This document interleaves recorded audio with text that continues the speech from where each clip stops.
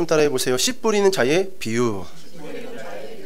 예, 우리 큰애가 제가 화곡동에서 사역을 하고 살 때, 이 그 화곡 어린이집이라는 곳을 출근을 했습니다.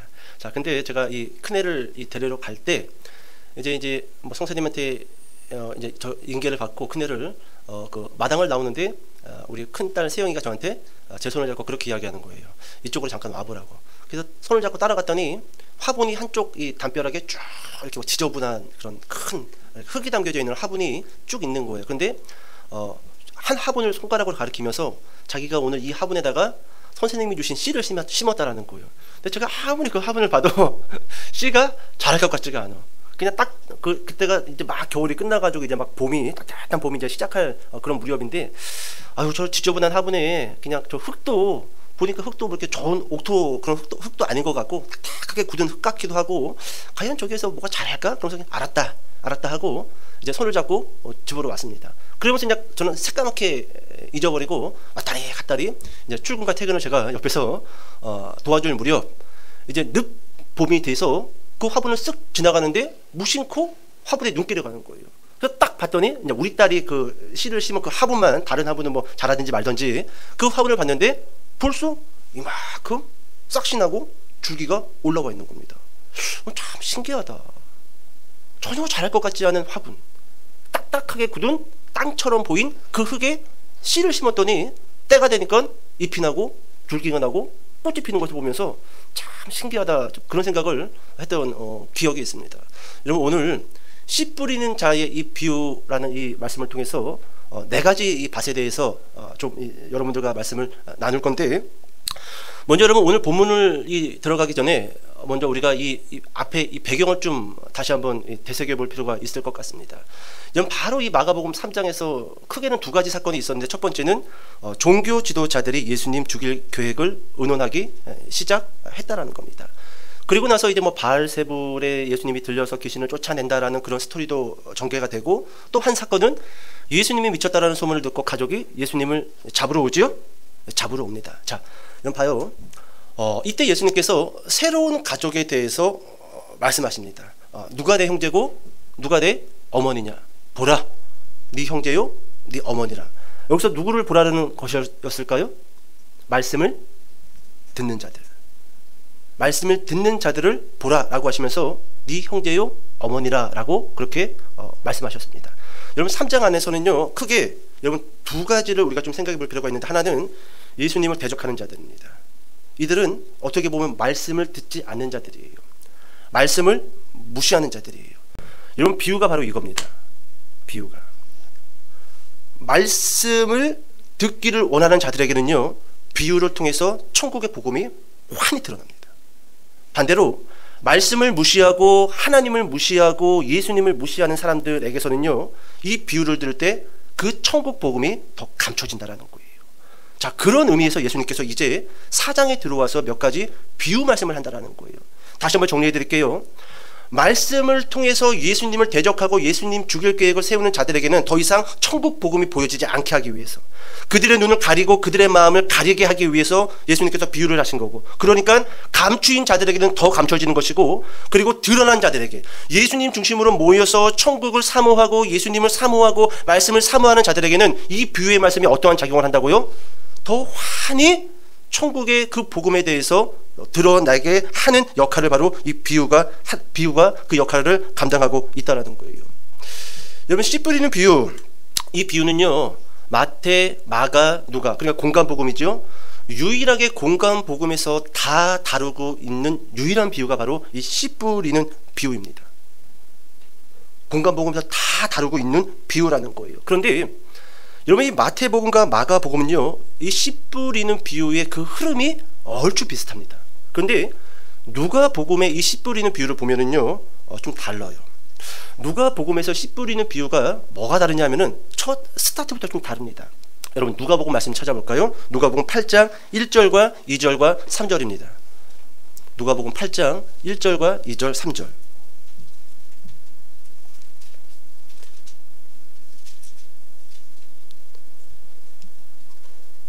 자, 같이 한번 읽어볼게요. 시작. 그 후에 예수께서 각 성과 마을에 두루 다니시며 하나님의 나라를 선포하시며 그 복음을 전하실새 12 제자가 함께하였고 또한 악기를 쫓아내심과 병 고침을 받은 어떤 여자들 곧 7 귀신이 나간 자 막달라 이느라 하는 마리아와 헤롯의 청지기 구사의 아내 요한나와 수산나와 다른 여러 여자가 함께하여 자기들의 소유로 그들을 섬기더라. 자, 그리고 누가복음은 이제 씨 뿌리는 비유가 시작되어집니다.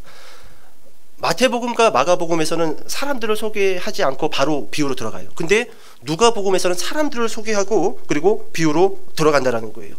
왜 그럴까요? 왜 그럴까요? 잘 보세요. 오늘 좀 설교는 예화 없어요. 예화 없습니다. 짧게 들어갔다가 그냥 끝날 겁니다. 왜 그러냐면은 오늘 이 씨 뿌리는 자의 비유는 이따가도 특징에 대해서 잠깐 보겠지만 굳이 설교자가 설교할 필요가 없는 본문이에요. 왜냐? 예수님께서 말씀하시고 다 해석해버립니다. 예수님보다 뛰어난 해석은 없어요. 굳이 이 해석에 굳이 설교자가 이러쿵저러쿵 시비 걸 필요는 없습니다. 하지만 저는 조금 시비를 걸 건데 어찌됐든 간에 저는 오늘 이 본문을 가지고 굳이 제가 뭐 이러니 저러니 말은 많이 하지는 않겠습니다. 자, 여러분 누가복음에서 왜 사람들을 소개하고 씨 뿌리는 비유로 들어가는가? 먼저 여러분 8장 1절에 보면은 어떤 사람들이 등장하지요? 1절 후반부에 보니까 12 제자 맞지요? 자, 그리고 2절로 와서 보면은 악기를 쫓아내심과 병 고침을 받은 어떤 여자들이 등장을 합니다. 그리고 또 7 귀신이 나간 자 막달라 이느라 하는 마리아, 우리가 잘 알고 있는 여자죠. 자, 3절로 넘어오니까 헤롯의 청지기 구사의 아내 요한나와 수산나와 다른 여자가 함께하여, 자, 이 뒷부분 같이 한번 읽어봅시다. 시작. 자기들의 소유로 그들을 섬기더라. 여러분 이 사람들이, 여러분 누가복음에서는요 이 사람들이 좋은 땅에 떨어져 100배나 많은 열매를 맺은 사람들이라고 먼저 소개하고 시작하는 거예요. 소개하고 12 제자, 그리고 병 고침을 받는 어떤 여자들, 그리고 7 귀신이 나간 막달라 마리아, 헤롯의 청지기 구사의 아내 요한나와 수산나, 그리고 다른 여러 여자가 함께하여 자기들의 소유로 누구를 섬겼을까요? 그들을, 예수님과 12 사도들을, 12 제자를 섬겼다라고 하는데, 여러분 이 사람들이 좋은 땅에 씨가 떨어져 100배라는 많은 열매를 맺은 사람들이다라고 먼저 그 사람들을 소개시켜주고, 그리고 나서 이제 씨 뿌리는 자의 비유로 들어가는 겁니다. 들어가는 거예요. 여러분 씨 뿌리는 자의 이 비유 우리가 많이 들고 잘 알고 있는 본문입니다. 그런데요 이 씨 뿌리는 자의 비유는요 설교자가 어떤 노선을 택하느냐에 따라서 설교가 완전히 달라집니다. 완전히 달라져요. 좀 이렇게 이야기를 해볼까요? 여러분 이 비유를 가지고 장로교 노선으로 설교를 작성을 하게 되면은요 그냥 이렇게 됩니다. 길가와 가시덤불과 돌짝밭은 구원의 반연에서 제외된 사람입니다. 그리고 열매 맺은 사람만 구원받은 사람이다, 이렇게 가버립니다. 이렇게 가버려요. 그리고 중요성을 씨에다 둡니다. 밭은 중요하지 않아. 씨가 들어가면 어떤 밭이든지 다 개간해버릴 거야, 엎어버릴 거야. 씨에다가 중점을 둬요. 반대로 장로교 노선이 아니라 감리교나 성결교 노선으로 본문을 설교를 하면은요 길가와 가시덤불과 돌짝밭은요 우리가 개간해야 할 밭으로 설교가 되어집니다. 그러니까 밭인 여러분들에게 성결교 목사님들은 소리를 지르는 거예요. 정신 차리라고. 네 마음밭에 있는 돌들을 치워! 이렇게 이야기하는 거예요. 그래서 성결교 목사님이 자꾸 소리를 지르는 거예요. 누구에게 키가 있으니까? 너에게 있으니까. 씨가 떨어진 밭 너에게 있으니까 네 마음밭을, 네 환경을 덮고 있는 가시덤불을 치워! 그걸 놓고 기도해! 작심 기도하고 철야 기도하고 기도해! 그래서 여러분 이 성결교 목사님들이 자꾸 이 설교 때마다 막 목소리가 높아지고 시끄러워지고, 그걸 싫어하는 사람들은 장로교로 갈랜다 나는. 그리고 옮기는 겁니다. 조용한 곳에서 나는 거룩하게 설교 듣고 예배 드릴 것이다. 여러분 씨 뿌리는 자의 비유는요 어떤 목회자가 어떤 노선을 가지고 설교를 하냐에 따라서 포커스가 완전히 바뀌어진다는 거예요. 완전히 정반대로 그 설교의 포인트가 변경된다는 겁니다. 여러분 또 다른 노선의 설교는요 이렇게 설교하시는 분들도 있어요. 열심히 신앙생활 해서 30배, 60배, 100배의 물질 축복 받자라고, 이런 노선을 가지고 설교하시는 분들도 있어요. 30배, 60배, 100배. 여러분들은 몇 배 축복 받고 싶어요? 1000배도 있어요. 100배에서 멈췄을 뿐이지. 여러분 이런 노선을 가지고 본문을 설교하는 분들이 있고, 여러분 또 어떤 신학자는요 이 본문을 가지고 이렇게 이야기하는 분도 있습니다. 이 본문은 구원에 관련된 이야기가 아니라 제자도의 문제로 봐야 하는 본문이다라는 겁니다. 똑같은 제자들이 똑같은 예수님을 중심으로 두고 사람들이 말씀을 듣지만 누군가는 100배의 열매를 맺는다라는 거예요. 근데 누구는 길가처럼 앉아있는 사람, 누군가는 돌짝밭처럼, 누군가는 가시 덤불처럼. 그래서 똑같이 예배를 드리지만 항상 결과는 다르다라는 거예요. 어떤 사람은 그 말씀의 노선에서, 아니 그 말씀을 듣는 그 자리에서 제자로 잘 양육되어지고 성장되어져서 자기 자신만 감당하는 사람이 아니라 이제는 그것을 초월해서 많은 사람들을 품고 중보하고 그들을 돌보고 그들을 신방하고 심지어 더 나아가서 목회자처럼 말씀을 가르치는 사람이 있는가 반면에, 어떤 사람은 여전히 자기 자신 하나도 감당이 안 되는 그와 같은 제자의 길에 들어선 사람도 있다. 그래서 이 본문을 구원의 문제로 보는 것이 아니라 이 제자도의 문제로 봐야 한다고 보는 신학자들도 있다라는 것입니다. 여러분, 제가 조금 전에도 이야기했지만, 여러분 씨 뿌리는 비유의 특징은 씨 뿌리는 자의 비유를 예수님께서 말씀하시고 나서 예수님이 무엇을 해주신다고요? 해석을 해주십니다. 주석을 달아준다라는 거예요. 이것이 다른 비유와는 다르게 이 씨 뿌리는 자의 비유의 특징인데, 여러분 이 씨 뿌리는 자의 비유의 본문을 유심히 보다 보면은요, 예수님이 이렇게 말씀하십니다. 너희가 이 비유를 모른다라고 한다면, 이 비유가 너희에게 받아들여지지 않는다라고 한다면 다른 모든 비유도 너희는 이해할 수 없을 것이다. 그러니까 예수님이 하시는 그 모든 비유의 출발이 곧 씨 뿌리는 자의 비유라는 거예요. 그러니까 이 비유를 너희가 온전히 받아들이고 이해하고 믿을 때에만 앞으로 내가 무수히 많은 비유의 말씀을 할 건데 그 모든 비유가 너희에게 이해되어지고 받아들여지게 될 거라는 겁니다. 내가 하는 말이 아니에요. 본문 안에 예수님께서 그와 같은 말을 제자들에게, 그리고 말씀을 듣는 사람들에게 하고 계시다라는 거예요. 그만큼 씨 뿌리는 자의 비유는요, 우리에게 너무너무 중요해요. 다른 모든 비유를 우리가 이해하기 위해서는 이 비유를 반드시 우리가 이해하고 본문을 진행해야 한다라는 것입니다. 자, 그렇다고 한다면 여러분 씨 뿌리는 자의 비유는 과연 무엇을 위한 비유냐라는 거예요. 무엇을? 졸리시죠? 제가 질문을 좀 던져야 될 것 같아요. 설교가 일방적이라서 졸려. 여러분들도 이야기를 해야 돼. 우리 선생님, 씨 뿌리는 자의 비유의 주제는 뭘까요?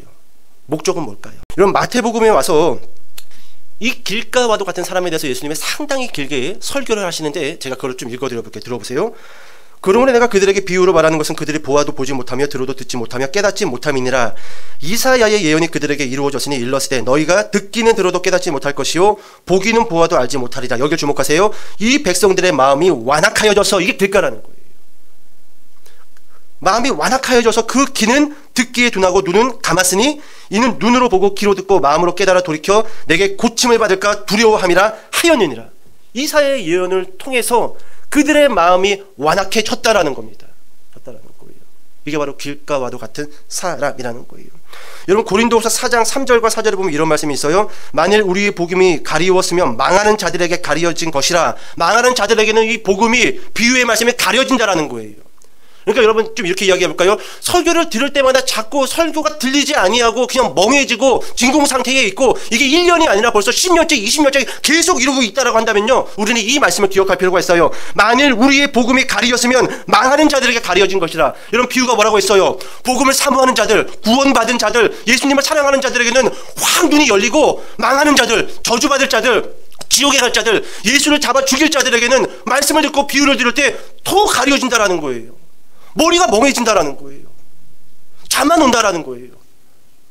아무런 반응도 없고 끝나고 뭐 먹을까 이런 것만 생각한다라는 거예요. 무서운 말씀이에요, 여러분. 누구에게 이 복음이 가려졌는가? 고린도서 4장 3절. 망하는 자들에게 복음이 가려졌다. 복음이라고 하니까 너무 거대합니까? 망하는 자들에게는 설교가 가려졌다. 망하는 자들에게는 성경 공부가 가려졌더라. 망하는 자들에게는 성경책을 100번 읽어도 가려졌더라. 가려졌더라. 이거 자꾸 막 더 추적하고 더 들어가려고 하지 마세요.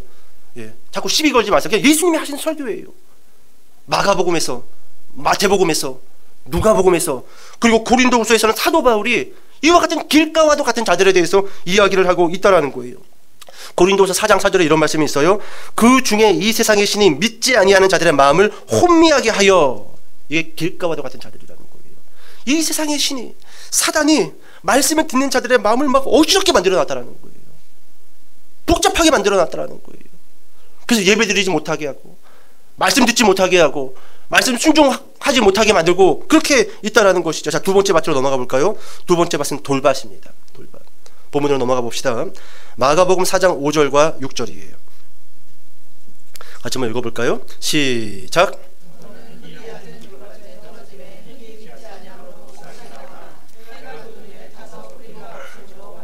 아멘. 자, 두 번째는 돌밭 같은 사람입니다. 본문에서 이렇게 이야기하죠. 돌밭에 떨어짐에 흙이 깊지 아니하므로 곧 싹이 나오나 해가 돋은 후에 타서 뿌리가 없으므로 말랐고. 자, 여기에 대한 해석과 주석과 설교는 마가복음 4장 16절과 17절입니다. 16절과 17절. 자, 읽어봅시다. 시작.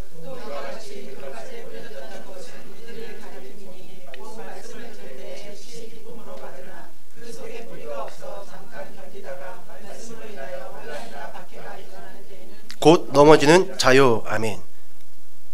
여기 더 이상 제가 시비 걸지 않을게요. 돌밭가루 같은 사람은 어떤 사람들이냐 하면은 말씀을 들을 때는 어떻게 받아요? 그러니까 제가 이것을 유추해 봤을 때 되게 감정 기복이 좀 심한 사람 같아요. 제가 지난번에 설교할 때 그런 얘기 했잖아요. 설교 마치고 예배 끝나고 저 뒤에서 인사할 때 그 설교자 손잡고 너무 은혜 받았어요. 목사님 너무 좋아요. 이런 분들이 나중에 목회자 등 뒤에다 칼 꼽아요. 이런 분들 덤덤한 사람들이 오래 가지 막 앞에서 그냥 너무 좋아요. 막 아우 나는 목사님 팬이에요. 막 카톡 장문 보내고 막 하트 뿅뿅뿅 이런 사람들 진짜 위험해요. 여러분 지금 봐요. 말씀을 들을 때 어떻게 받았으나 기쁘 이렇게 좋지요. 좋지요. 근데 뿌리가 있어요, 없어요? 뿌리는 없어. 뿌리는 없어. 가벼워. 그래서 결국은 해가 돋은 후에 타서 뿌리가 없으므로 말랐고, 예수님이 이렇게 설명하시지요. 환난이나 박해가 일어나는 때에 곧 넘어지는 자요. 제가 이 돌짝밭에 대해서 시비 걸고 싶은 마음은 없는데, 제가 조금 묵상한 것에 대해서 여러분들과 좀 나눈다라고 한다면, 여러분 우리가 그리스도인으로 살아갈 때요, 꼭 꽃밭을 걷는 인생이 쫙 펼쳐지나요? 아니죠? 여러분 그리스도인이나 비그리스도인이나 걷는 길은 똑같습니다. 꽃길 아니에요. 똑같이 아프고 똑같이 어렵고 똑같이 불투명합니다. 저는 이것을 좀 우리가 환난과 박해로 보자라는 거예요. 여러분 많은 그리스도인들이요, 믿음 생활하면서 불투명한 미래, 그리고 뭐 환난이라고 한다면 환난, 박해라고 한다고 한다면 박해, 그것이 뭐 아픔일 수도 있고 질병일 수도 있고 또 가족 문제일 수도 있을 겁니다. 그죠? 그때 우리가 보통 포커스를 어디에다 맞추냐면은 환난과 박해에 포커스를 맞춰요. 그리고 이렇게 기도하죠. 하나님, 이 환난 없애주십시오. 하나님, 이 박해 저에게 제거하여 주십시오.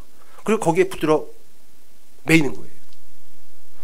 여러분 오늘 본문에서요, 환난과 박해를 치워줄게 이런 말씀 찾아볼 수 없습니다. 믿음의 길을 걸어갈 때, 말씀을 듣고 기쁜 마음으로 그 길을 걸어갈 때 환난과 박해가 올 건데 그래도 가라라는 거예요. 근데 많은 그리스도인들은요, 환난과 박해라는 문제를 놓고 기도를 하고 그 문제가 해결되어지지 않았을 때 딱 중단해 버립니다. 무엇을 중단할까요? 예배를 중단해 버려요. 그리고 내가 예배 중단한 문제를 하나님 탓으로 돌려버립니다. 당신이 이 환난을 해결해 주지 않았기 때문에 난 더 이상 예배 드릴 수 없습니다. 당신이 나에게 이 박해를 감해주지 않았기 때문에 난 더 이상 믿음의 길 못 걷겠습니다. 포기하겠습니다. 그리고 그 모든 문제를 하나님에게 돌려버린다는 거예요. 아니에요. 아닙니다. 여러분 성도의 길은요, 환난의 길이에요. 박해의 길입니다. 그래도 우리가 걸어가는 이유는 어디에 있어요? 하나님의 나라. 하나님의 나라.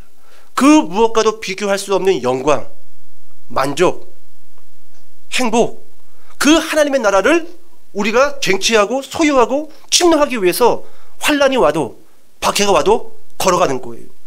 여러분 자꾸 환난과 박해와 아니면 또 다른 문제를 가지고 자꾸 하나님에게 시비 걸지 마세요. 그것은 성경이 우리에게 주는 믿음의 길 아닙니다. 환난 속에서도 그 길을 걸어가라. 박해와 아픔이 와도 그 길을 걸어가라. 이것이 여러분 돌짝밭을 통해서 제가 조금 시비를 건 묵상이었습니다.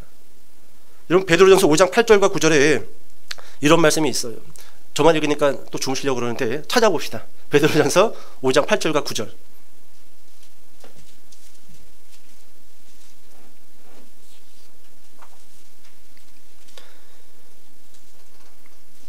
자, 같이 한번 읽어봅시다. 시작. 근신하라. 너희 대적마귀가 우는 사자같이 두루다니며 삼킬 자를 찾나니 너희는 믿음을 굳건하게 하여 그를 대적하라. 이는 세상에 있는 너희 형제들도 동일한 고난을 당하는 줄을 알미라. 아멘. 여러분, 예수 믿는 거 꽃길 걷는 거 아니에요. 내가 예수 믿었기 때문에 안 믿는 사람들보다 더 건강해야 됩니다. 우리 가족은 좀 더 물질적으로 넉넉해야 합니다. 예수 믿으니까. 내가 기도하고 말씀 보고 예배 잘 드리고 교회에서 순종하고 복종하니까 주님 제 인생만큼은 안 믿는 사람들보다 좀 더 많이 보호해 주셔야 됩니다. 자꾸 그렇게 주님에게 시비 걸지 마세요. 성경에서 그렇게 말하고 있지 않아요. 복음의 길, 제자의 길. 여러분, 그 길은 그런 길이 아니에요. 방금 읽었던 베드로전서 5장 8절과 9절에서도 뭐라고 이야기합니까? 너희 형제들도 동일한 고난을 당했다라는 거예요. 그 고난 속에서도 하나님의 나라를 쟁취하기 위해서, 그 나라를 들어가기 위해서 믿음을 포기하지 않고 예배를 포기하지 않고 당당하게 담대하게 걸어갔다라는 거예요. 걸어갔다라는 거예요. 얼마나 많은 사람들이 자신의 개인적인 문제와 아픔과 질병으로 인해 가지고 하나님에게 시비 걸고 있습니까? 나 못 가겠다라는 거예요. 안 가겠다라는 거예요. 그 마음 알지요? 그 마음 알지요? 근데 빨리 그 완악한 마음을 제거해야 돼요. 여러분, 그 돌짝밭 같은 그 마음을 빨리 제거해야 돼요. 하나님 앞에 나아가서 근신하라 깨어라. 너희 대적마귀가 우는 사자같이 두루다니며 삼킬 자를 찾나니.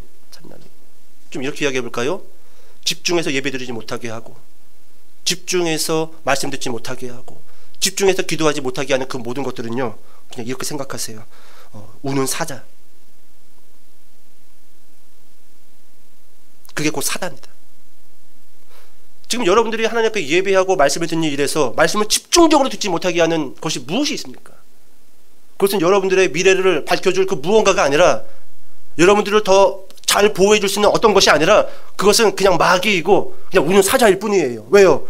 그와 같은 것들이 계속 무엇을 막고 있는 거예요? 말씀을 막고 있잖아요. 말씀을 듣지 못하게 하고 있잖아요. 대적 마귀가 우는 사자같이 두루다니며 삼킬 자를 찾나니. 자, 이제 세 번째 밭, 가시떨기입니다. 자, 본문으로 돌아와서 4장 7절 말씀을 같이 한번 읽어보도록 하겠습니다. 마가복음 4장 7절. 자, 시작.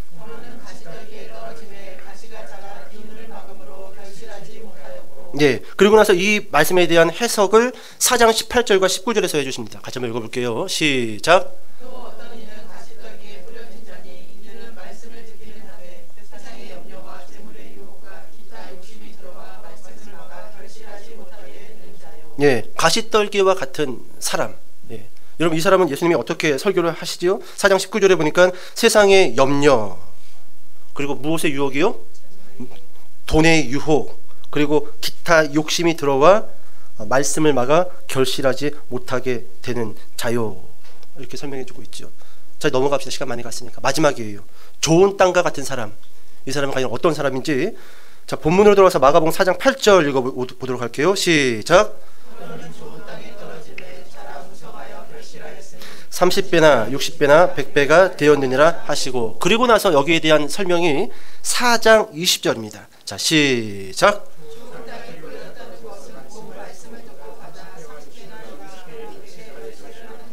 네, 여러분, 이 앞에 이 길가, 그리고 이 돌짝밭, 그리고 가시떨기와도 같은 사람들도 다 말씀을 들었습니다. 그런데 여러분, 좋은 땅과 가도 같은 이 사람은요, 단어 하나가 추가가 되는데, 4장 20절에 보니까 좋은 땅에 뿌려졌다라는 것은 곧 말씀을 듣고, 그리고 어떤 단어가 기록되어 있지요? 받았다라는 거예요. 이게 좋은 땅과도 같은 사람에게만 사용되어진 단어입니다. 말씀이 다 떨어졌어요. 다. 근데 그 말씀을 받아먹은 사람은 누구라는 거예요? 좋은 땅과 가도 같은 사람이라는 겁니다. 그러니까 여러분, 말씀을 듣는 것만으로는 좋은 땅이 될 수 없습니다. 그 말씀을 받아먹어야 돼요. 여러분, 제가 예전에 군생활할 때 이런 경험이 있어요.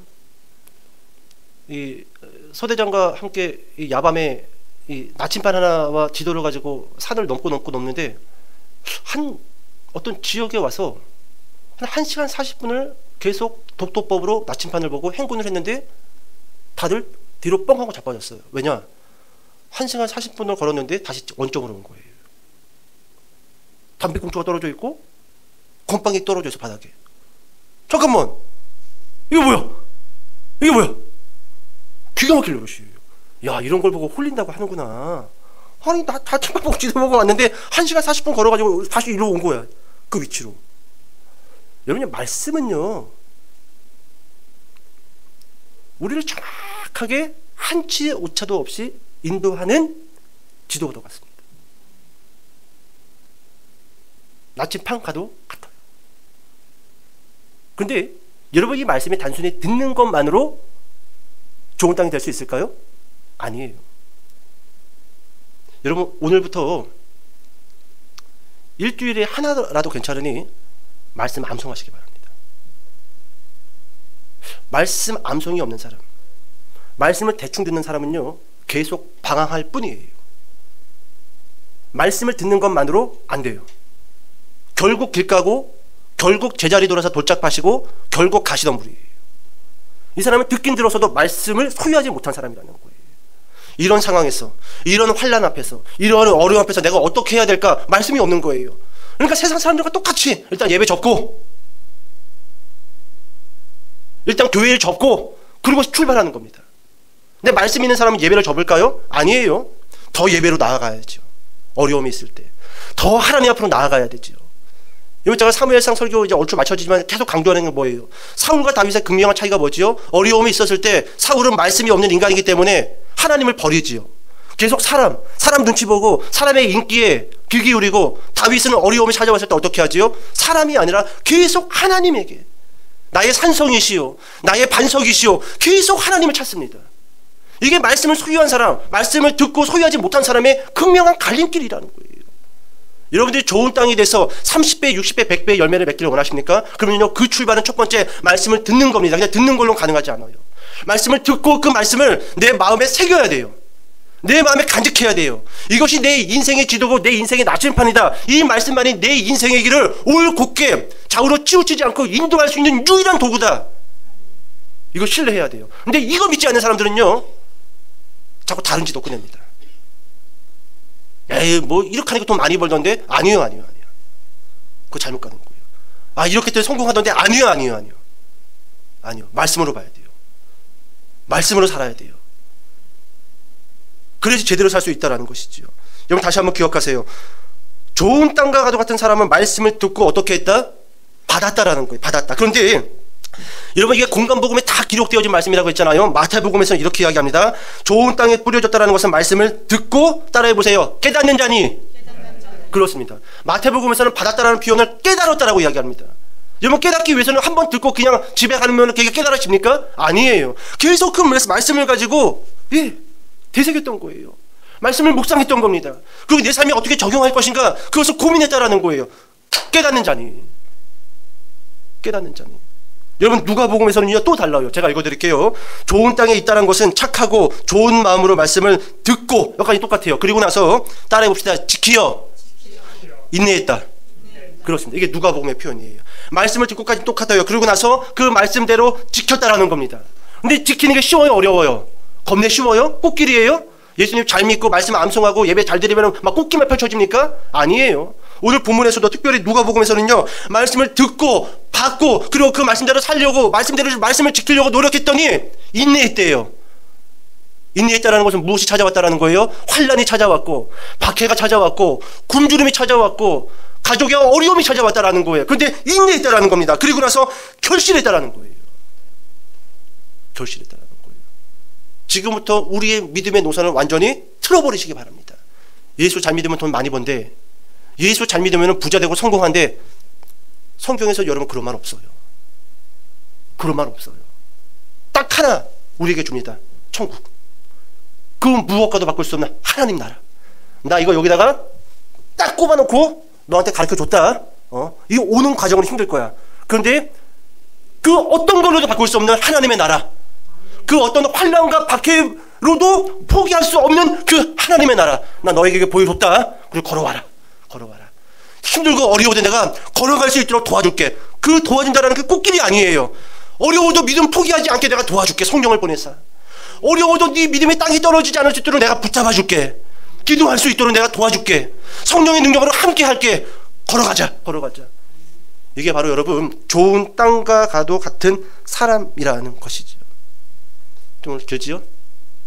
예수님의 설교에 시비 안 걸고 빨리 끝내려고 했는데 이제 설교 마치도록 하겠습니다. 여러분, 오늘 본문은요, 서두에도 말씀드렸지만 구원의 문제도 아니고 그리고 제자도의 문제도 아닙니다. 물론 그렇게 해석하고 설교하는 것도 우리에게 유익이 있습니다. 여러분, 오늘 본문은 무엇에 포커스가 맞춰진 본문이라고 했죠? 하나님 나라. 따라해 봅시다. 하나님 나라. 예, 하나님 나라. 여러분, 오늘 본문에서 예수님이 정말로 해주고 싶었던 말씀은 이겁니다. 잘 들으세요. 여러분, 3장에서 어떠한 사람들이 예수님에게 등장했지요? 종교 지도자들. 그들은 예수님을 죽일 계획을 의논하기 시작했습니다. 그리고 심지어 가족들도 예수가 미쳤다라는 소문을 듣고 예수님을 잡으러 왔단 말이죠. 그러면 보세요. 저를 보세요. 지금 여러분, 가버나움 베드로의 집에서 예수님이 설교를 할 때 거기는 제자들도 있고 많은 무리들이 있습니다. 근데 여러분, 이 특별히 12사도를 놓고 봤었을 때, 아니, 벌써 예수님을 잡아서 죽이려고 급박하게 돌아가고 있는데, 그리고 심지어 예수님의 가족들조차도 예수님을 믿지 않고 저 미친놈 하면서 붙잡아러 왔는데, 아니, 우리가 이 하나님 나라의 복음에 대해서 설교를 하고 가르친들, 이게 과연 열매 맺을 수 있을까? 다 길가고 다 돌짝밭이고 다 가시덤불 같은데. 여러분들은 하나님의 나라에서 얼마큼 비전을 가지고 있습니까? 저는 제가 목회자라서 그런지 몰라도 이 부분에 대해서 늘 고민합니다. 하나님 나라에 대해서 내가 이렇게 설교를 한들 열매가 있을까? 이 10평짜리 조그만 공간에서 교회를 시작해서 영혼들을 하나님의 나라로 인도할 수 있을까? 지금은 이전보다도 더 길가 같고 돌짝밭 같은데, 저 완악한 사람들에게 교회 물티슈 나눠주고 기쁨의 교회에서 나왔습니다, 예수님 믿으세요? 이렇게 한들 과연 저 길가와도 같은 밭이 개간될까? 이건 여러분 목회자만의 고민이 되어야 할까요? 우리가 똑같이, 저도 하나님 앞에서는 그냥 한 사람입니다. 그리고 그 하나님의 나라를 걸어가는 한 사람일 뿐이에요. 여러분들도 마찬가지 아니에요? 여러분, 우리가 하나님 앞에 섰을 때 제가 목사로십니까? 다 똑같습니다. 그냥 다 1대1로 하나님 앞에 서는 사람들이라는 것이죠. 근데 여러분, 오늘 본문에서 예수님이 이 씨 뿌리는 자의 비유를 통해서 12제자와 그리고 이 비유의 말씀을 들을 때 복음이 밝히 드러났던 귀 있는 자들, 여러분, 그 사람들에게 주고자 했던 말은 뭐냐면, 너희는 다 알 수 없지만 하나님의 이 천국 복음은 30배, 60배, 100배의 열매를 맺게 될 거라는 거예요. 너희 눈으로 봤을 때는 이 사회가 다 돌짝밭 같고 길가 같고, 원영아, 네가 설교할 때 많은 성도들이 졸고 있고 그리고 과연 내 설교가 저들에게 열매가 될까라고 의심할 때 걱정하지 마라. 씨 뿌리는 자의 비유를 통해서 30배, 60배, 100배의 이 열매 내가 보증한다. 보증한다. 여러분, 제가 이 믿음 없으면요, 저 솔직히 설교 자신 없어요. 여러분, 설교, 이게요, 설교자만이 알아요. 이 비참함. 준비하는 것도 어렵지만요, 이 설교 끝나고요, 여러분, 일주일 내내, 이 좀 불교 용어 좀 써볼까요? 번뇌가 찾아옵니다. 번뇌. 나는 누구고, 나는 무엇을 떠들었고, 나는 뭐하고 있는 인간인가. 차라리 삐에로 옷 입고 핸드폰 가게 앞에서 춤추는 게 낫지, 이게 뭐 하는 건가. 자괴감이 찾아올 때가 한두 번이 아니에요. 이건 설교자만 아는 고통이에요. 근데 저에게 여전히 어떤 믿음이 있는 거예요? 좋은 땅에 대한 믿음. 다 길가 같지? 다 가시는 불 같지? 아니야. 내가 아브라함에게 했던 그 약속. 하늘의 묵별처럼 네 자손이 많아질 것이고 바다의 모래처럼 네 영적 자손이 많아지게 될 것이다. 아브라함아, 지금 너 혼자인 것 같지? 아니다. 100배의 열매를 내가 너에게 보증한다. 오늘 여러분, 그렇기 때문에 제가 설교할 수 있는 거고, 그렇기 때문에 우리가 여러분 나가서 전도할 수 있는 이유예요. 우리의 실력으로는 택도 없지요. 우리가 어떻게 길가를 갈아 없습니까? 우리가 어떻게 완악한 자들의 마음을 오려내가지고 그들의 마음을 새롭게 바꿀 수가 있겠습니까? 우리로는 불가능해요. 근데 이게 신비예요. 이게 비밀스러운 겁니다. 우리는 그냥 씨를 뿌렸을 뿐인데 어딘가에서 그 씨가 좋은 땅에 떨어져가지고, 좋은 땅 가도 같은 사람들에게 떨어져가지고 30배, 60배, 100배의 열매로 맺어진다라는 거예요. 여러분, 12사도가 예수님이 부활하시고 하늘나라로 올라가신 이후에 그들이 그 전도와 선교의 길을 출발할 때, 여러분, 그들은 어떠한 믿음을 가지고 갔을까요? 저는 씨 뿌리는 자의 비유를 통해서 묵상해 봤었을 때 아마도 이 12사도는 이 좋은 땅의 비유를 가슴에 새겼었을 것 같아요. 가슴에. 이 척박하고 황량한 이 광야도 같은 이곳에서 과연 우리가 복음을 증거한들 이미 눈에 보이지 않는 예수님, 그분을 하나님의 아들로 믿을까? 근데 여러분, 이들은 좋은 땅 30배, 60배, 100배의 열매를 믿고 있었던 거예요. 그리고 막 다니면서 씨를 뿌렸던 거지요. 그랬더니 어떤 결과가 나타난 거예요? 오늘 여러분, 우리가 믿고 있잖아요. 전 세계의 수많은 사람들이 그 30배, 60배, 100배의 열매로 지금 하나님 앞에 모여서 예배드리고 있잖아요. 그렇기 때문에 여러분, 우리는 이 마지막 날, 마지막 시대에 아무리 척박하다 할지라도요, 씨를 뿌리는 자의 그 믿음을 완수해야 된다, 안 해야 된다? 완수해야 됩니다. 씨 뿌리는 자의 비유, 첫 스타트가 예수님이었다고 한다면요, 여러분, 지금 그 씨 뿌리는 자의 비유는요, 나의 비유가 되어야 돼요. 나의 비유. 나의 비유. 오늘 여러분, 그렇게 열심히 복음의 씨를 뿌리심으로 인해서 30배, 더러는 60배, 더러는 100배 이상의 열매를 맺는 그와 같은 저와 여러분 되시기를 주님의 이름으로 축복합니다. 기도하겠습니다.